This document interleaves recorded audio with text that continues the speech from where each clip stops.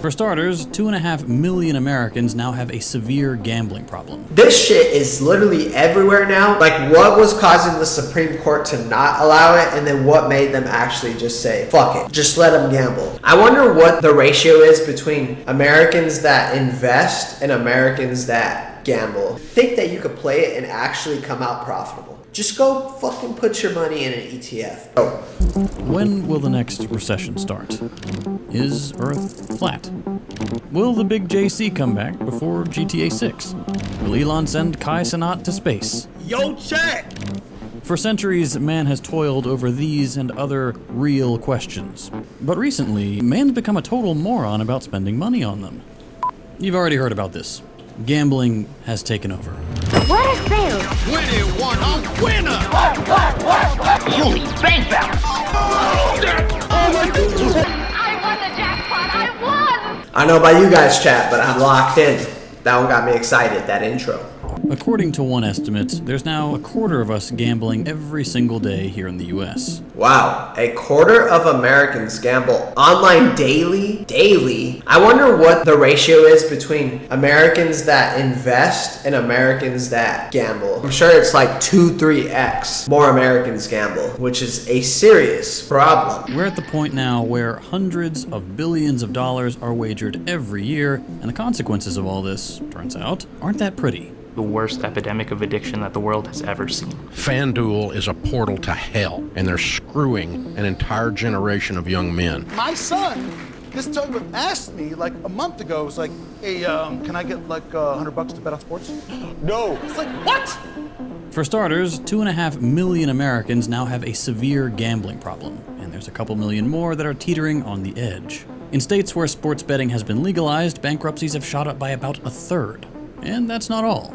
A recent study by The Lancet found that, increasingly, gamblers are missing mortgage payments more often than non-gamblers, are more likely to lose their jobs, are more likely to commit acts of domestic violence, and are, across the board, experiencing higher rates of both depression and suicidality. What are the top causes for suicide? Chat, I want to look that up, because now I'm thinking, bro. What percentage of Americans gamble versus invest? Let's see, chat. All right. What percentage of Americans invest versus gamble? Wow. So approximately 58% of Americans invest in the stock market, while 57% participate in some form of gambling. I'm actually surprised that gambling has not passed investing yet. This is still scary, and I bet you in like a year or two it will. I think gambling will pass investing, but it hasn't yet. Okay, well that's good. Gambling addiction. Research by the University of Bristol found among 20-year-olds, problem gamblers had quadruple the risk of attempting suicide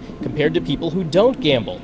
I know this is all a bit preachy, but I wanted to get it out on the table before we get to the rest of the video, because we're gonna lose track of all that as we go deeper on this topic.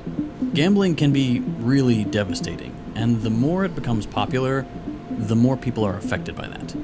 But gambling can also be fun, and not a big deal, and just a regular boring vice like smoking or drinking. It isn't necessarily good, but it's not the end of the world. I've had poker nights with friends, I've played the lottery, I've flipped boosters on eBay to make a 12-year-old cry. Gambling doesn't make me, you, a bad person, but it does make for a bad economy. No, I lost it all.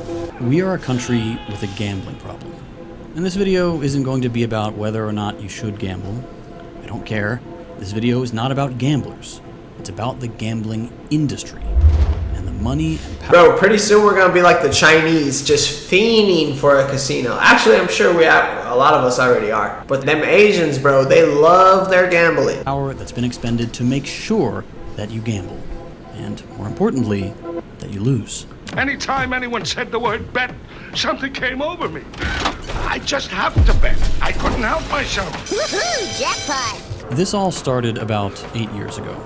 Of course, the US has had gambling pretty much forever, but back in 2018, the Supreme Court struck down a 26-year nationwide ban on sports gambling. And that fundamentally changed the US. I wonder what caused that, because I remember that. I remember like 2021, I was in the military, and I remember having to text a bookie to submit my bets. And that was only 5 years ago. Now, like FanDuel, DraftKings, all those, you just see them everywhere. Even for people who don't talk sports, their platform is not sports, like they have a DraftKings ad or FanDuel. And it's like, this shit is literally everywhere now, but it's only been around for 5-6 years. Like, what was causing the Supreme Court to not allow it, and then what made them actually just say, fuck it, just let them gamble? I'm sure it was money, but like, I wonder what went into this specific decision. US. The ads are everywhere. Whoa! Come on, boys! So let's make it interesting. Sports books, such as those offered by DraftKings and FanDuel, took in $150 billion worth of bets in 2024. Oh my God! I just won $117,000! Oh my God! Right, yes. So listen, what the hell was that? For the last couple decades, it used to be that you could pretty much only legally gamble, especially on sports, in Vegas and a choice few cities. I also remember that. I remember the first time I ever sports bet, bro. I put money on Charles Oliveira. I don't even remember who he was fighting. But this was in like 2018. And it was in Vegas. I was at like the casinos there, and I wasn't old enough, so I had my brother put it in. And I remember I won, and I was like, I just felt sick. It was like, damn, this is fun. But then I got older, and I realized like, this shit is pointless, bro. Like, I'm literally playing a game that I'm destined to lose. You know, like, why? I guess that just doesn't make sense. You're doing something that's pretty much guaranteed to lose money. That's what I think about when I think about sports gambling. Like, I could put $100, but I'm playing a game that I'm supposed to lose. Like, that doesn't just make sense. I'll just go put it in an ETF or some shit. Or at least like crypto. Like, crypto's a bit more fun, but at least the odds are neutral or in your favor. You are the downtown casino center of the all-new Las Vegas Club Hotel Casino and the elegant but casual Stadium Club. But unless you lived on the Strip, gambling was contained and small enough that it wasn't going to take over your life. In this context, sports betting was a small-ish business. Tell you what, I also wonder if the sports betting becoming legal nationwide has really hurt the business of Vegas. Because like he said, if you had to go to Vegas to sports gamble, I'm sure there was a lot of people that just lived in Vegas just to gamble. And now that you can do that anywhere, it's like, why? I'm sure they have lost business. Starbuck on Captain Nemo and the Third at Belmont. In many cases, it actually served as a loss leader for casinos. Sports leagues were pretty strongly against it, and all that meant that it wasn't hugely popular. You had to make an effort. It wasn't an everyday thing. It ruined or improved relatively few lives. But that's not where we are now. New Jersey won a landmark ruling from the Supreme Court on Monday, allowing the state to legalize sports betting. Flash forward a few years, and all of a sudden, 38 out of 50 states have now legalized sports betting. That Supreme Court decision swept through the country, and it's now actually harder to find somewhere that you can't gamble than somewhere you can. Not only that, in the last 8 years, most states didn't just legalize sports betting, but specifically online sports betting, making it so gambling is not just easy, but it's now a daily practice for millions of people the way checking the news might be. Oh my God, if I get one more yard, I'll win my bet. Yes, go. Bro, go, one more yard. Bro, where you going? Bro, stop. This is when FanDuel and DraftKings took over. I remember for a while, but honestly, still today, actually, you couldn't watch anything without Post Malone, Charles Barkley, Kevin Hart, actually, promising crazy payouts for small bets made directly on your phone. Oh look, wait a minute, there's my $200. That was fast. The promises in these ads were pretty simple. Jackpot, baby. Life rocks when you're loaded. Look how easy it is to gamble your way there. You're already a genius because you love sports, and, worst case, you just had a more exciting and emotionally investing watching experience. This message was everywhere, because not only did FanDuel and DraftKings rake in billions of dollars of revenue, but sports leagues found out that gambling gave people an extra incentive to watch off-season and less popular games. If a good chunk of rent is riding on a random away game, you're gonna tune in when you might not have before. So broadcasters started putting odds right on the screen. Retired athletes became glorified gambling consultants on major networks. Sports leagues had official partnerships with betting apps. Channels had their own gambling websites. And the number of things you could bet on just kept growing. Nowadays, log into FanDuel and you're not just betting on who's gonna win or what the final score is gonna be, the way sports betting in Vegas used to be. You can now gamble on individual players' stats, yards rushed, receptions, rebounds, assists, and not just in major sports leagues either. Almost any international game, Ukrainian ping pong, Russian basketball, it's all out there, somewhere, easy to gamble on. And then there's the parlays. If you want to stack any random bets into a 5-leg dice roll, bro, this right here with the parlays is absolutely wild. So much people put together like these wild ass parlays, 23 legs, 12 legs, and it's like turn $10 into $12K. And then they try and they try and they try. And maybe they do finally hit one. But I bet if they actually looked at their log, like, oh, it took me 2 years to hit one of those.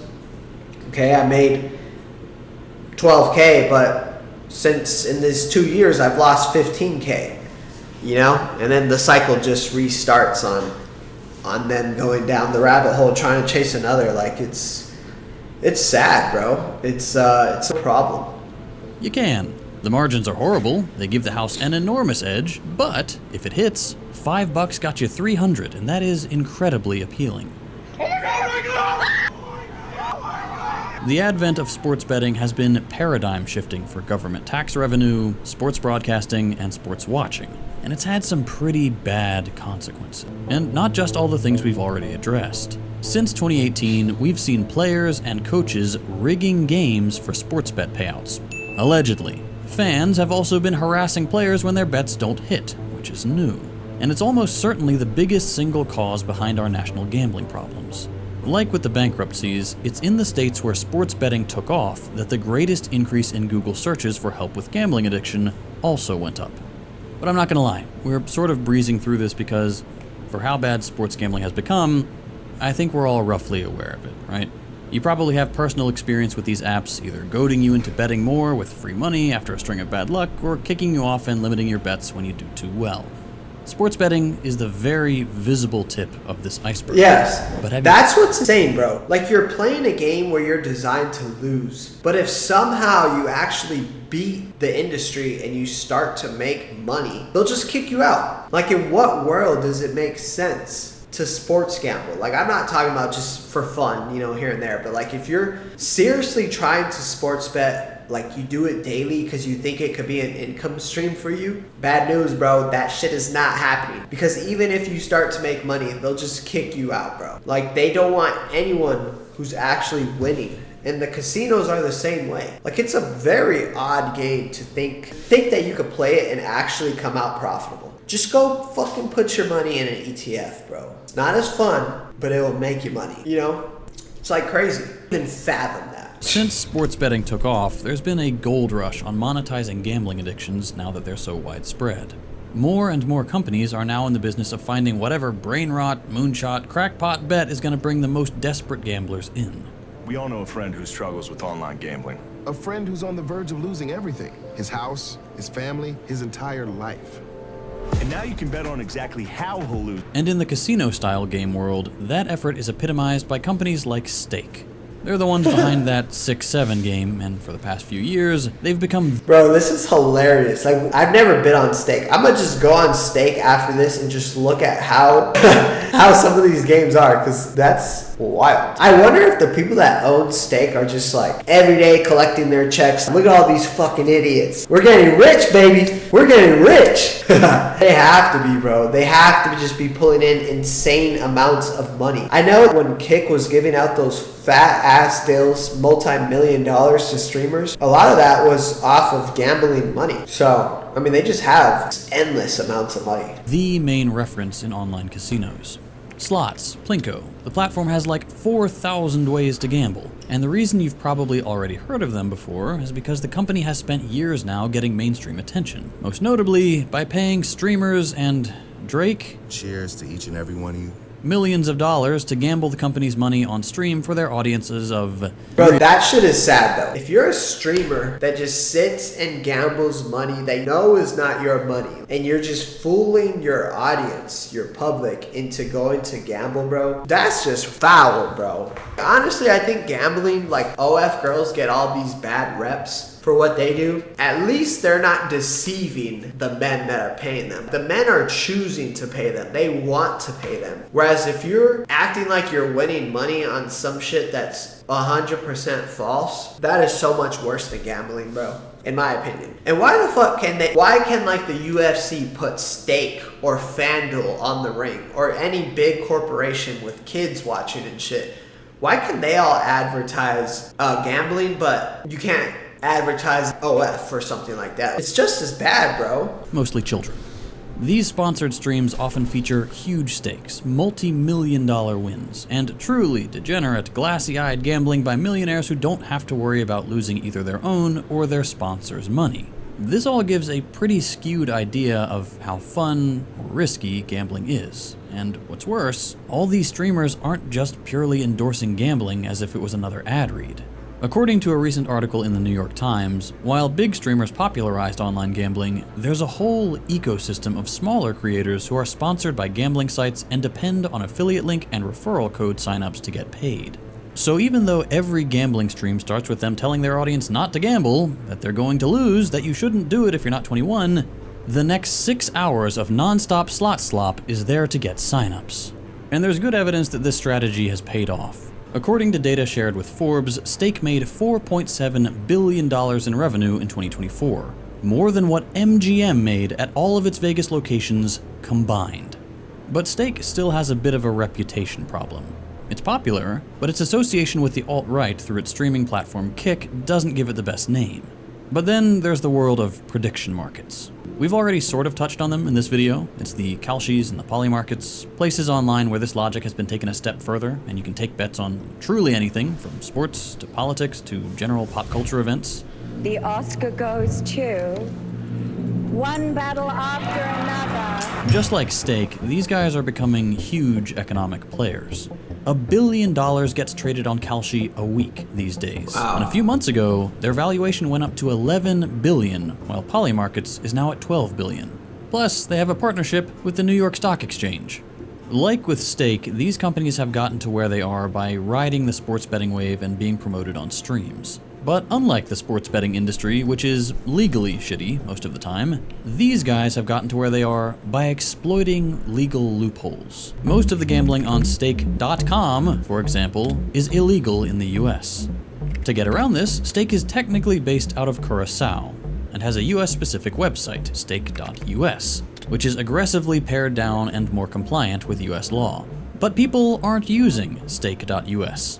This dual setup they have lets the company advertise to Americans, knowing full well that most of these gamblers are absolutely not going to the baby URL and just getting a VPN to play with the real thing. Politicians have not caught up to tech this basic, so there's very little regulatory oversight. And if that wasn't enough, the way this company operates as close to legality as possible, despite not having a gambling license anywhere in the country, is through a loophole in American no purchase necessary sweepstake law. Sweepstakes are legal so long as they don't require you to buy anything. So to qualify as a no purchase necessary sweepstake, Stake has built a little two-tiered digital currency system. There's gold, which you can buy like you would V-Bucks and can use to place bets on games just for fun, but it can't be cashed out for real money.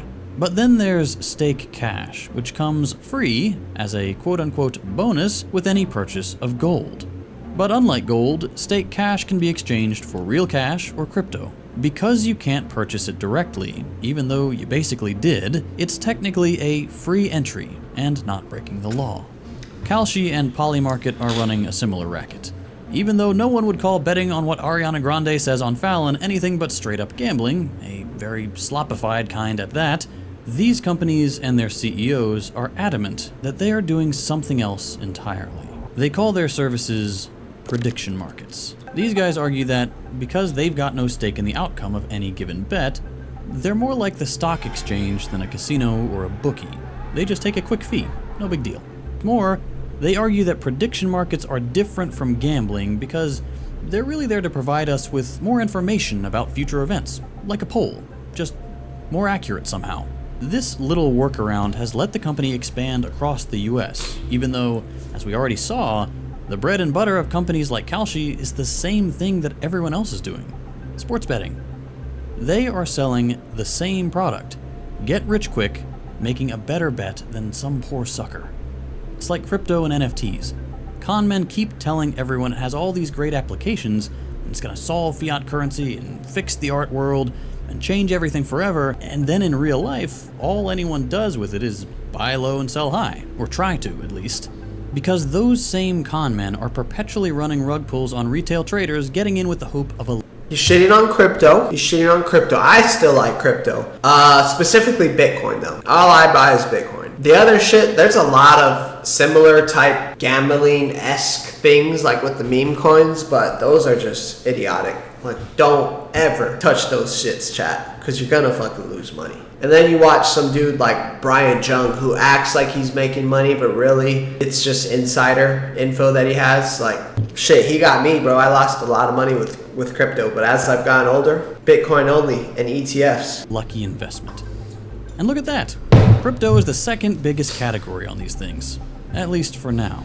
Because at some point, the goal of these companies is for gambling to be literally everywhere, to become a part of every aspect of your life. The long-term vision is to financialize everything and create a tradable asset out of any difference in opinion. There's no... What ethnicity do you think that guy is, chat? Starts with a J. I would agree. Starts with a great. Starts with a J. Like, every other industry is owned by someone who starts with a J. No better proof that this is just the new scam than what Trump is doing. First, crypto, with Trump Coin. Now the president is launching his own prediction market service. Bro, that shit was crazy. I saw an update on the Trump Coin that was dropped, and apparently he made billions of dollars off the Trump Coin that he dropped. He dropped his own crypto meme coin, bro. Like, just imagine if Biden did that shit. Would have lost their heads, bro. Like, MAGA would have lost their fucking heads if Biden came out and profited billions with a Trump coin. Like, I'm not even political, bro, but the fact that a president profited off a crypto coin in the billions of dollars range, while tons and tons of Americans lost money with that coin, it's like, come on, bro. I don't care what side of the political spectrum you're on, that shit should not be happening. And then, you know, it's like he came out and said, oh, I don't want to take a salary. Like, I'm going to be the first president that doesn't want to take a salary. Hoorah, I'm doing this for America. But then I'm going to just drop a crypto coin, make billions of dollars. Like, I'm not taking a salary, but I'm going to make billions of dollars off my crypto coin while I am president. Like, you done bamboozled us. Hey, I'll say it. You got us, bro. You got us. Right on Truth Social. You can now bet on elections right on the app controlled by a sitting president who has no stake in the game whatsoever, nor any desire to use this new legally ambiguous stream of revenue as a way to finance personal favors or access. That would be unconscionable, of course. But even though this new way of gambling looks just like the old ones, it's different in that prediction markets are benefiting from much more mainstream legitimacy than crypto ever did. Recently, CNN has confirmed that Kalshi bets are going to be an integral part of its reporting, and to some extent, replace their polls. Not only that, Donald Trump Jr. is an advisor for both Polymarket and Kalshi. If there's any question why federal regulators aren't tearing through prediction market apps, the president's family and the president himself having a stake in the game might have something to do with it. This is doubly problematic because as all these systems merge together, news, gambling, political power, the consequences of insider trading and market manipulation that is inherent to these apps becomes much greater than just a simple money grab. And there's a huge part of this that is vulnerable to insider trading. These guys say so themselves. But predictive markets do rely on someone having some inside information. It's sort of an inevitability that this will happen, and there's a lot of benefits from it, and people will adapt. If a bet on a prediction market app can be doctored by an inside trader, sanctioned by a senior company official, then transformed into a headline in a reputable news outlet, and then recycled back into policy because it's become a topic in the public discourse, you now have a closed loop for those with power to gain even more wealth and control while also having the nifty side effect of bleeding gambling addicts dry. Why buy ads if you have an even more reputable way of communicating that you're going to win, sanctioned by news outlets, and that doesn't require asking normal...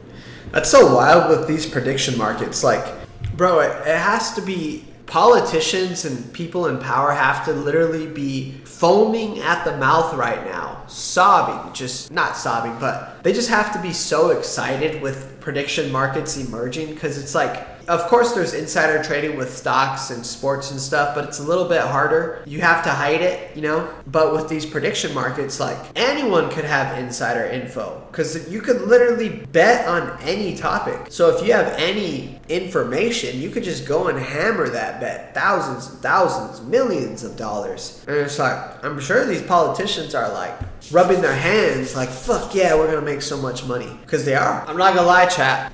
That little speech at the end, bro, that one did it for me. I'm deleting my, look, I got FanDuel right there. Remove. Actually, I gotta check if I got any money in there. Hold on. Because if I got some money, I gotta withdraw it. But, so true, bro. Like, why am I gonna play a game that I'm designed to lose, chat? I don't got shit in here. I probably lost it all. Alright, delete, bro. Delete. Gone with the wind. I wonder how much people actually gamble, but not in just like shits and giggles way, but like actually planning on making money.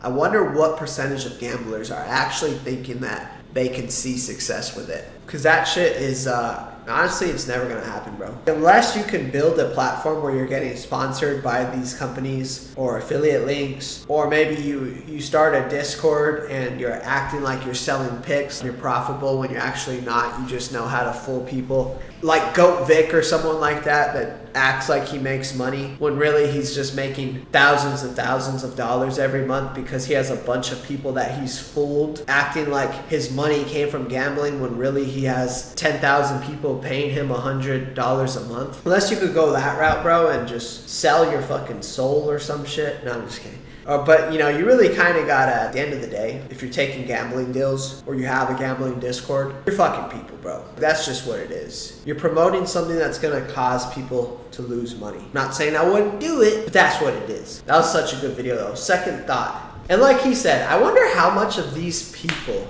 that have a gambling problem, like an actual problem, I wonder how much of them are just like, my life's fucked either way. Like, you know, I can't afford a home even if I don't gamble. I have to have roommates or I have to live with my family or whatever. My life sucks. I can't find a decent girl. I don't make enough money to attract a worthy girl. My life is terrible. I'm just going to sit back and gamble all day. I'm just going to make 10-leg parlays every day and hope that I get some rush of dopamine. Maybe even I lose the bet, but let's say 8 of the legs have hit and I'm getting this crazy rush of dopamine. Now my life feels like it means something. So I don't even care if I hit. At least I could feel something in this life. Finally, I could feel something. It's like you just finally find a little pulse. Then it comes down again. But tomorrow when the games are on, you do it again. Because that's the only part of your life. Your life fucking sucks. That's the only part of your life that you actually feel anything. It's when you have a 10-leg parlay riding and you're wondering if it's actually going to hit. That's the reality of a lot of Americans now. Sadly, bro, I say that with sadness. I say that with sadness, chat. Damn, bro. That shit makes me stand up, bro. Like, you know Habib and Islam are never gambling, bro. That's one thing you gotta respect about Sneeko. The dude turned down multi-millions in a gambling deal. It takes a level of character, and you gotta at least care somewhat. I don't give a fuck what you believe in, bro. But if you're turning down gambling deals because you feel like you're above that, there's gotta be something in you that is good, right? In my opinion. But what the hell do I know?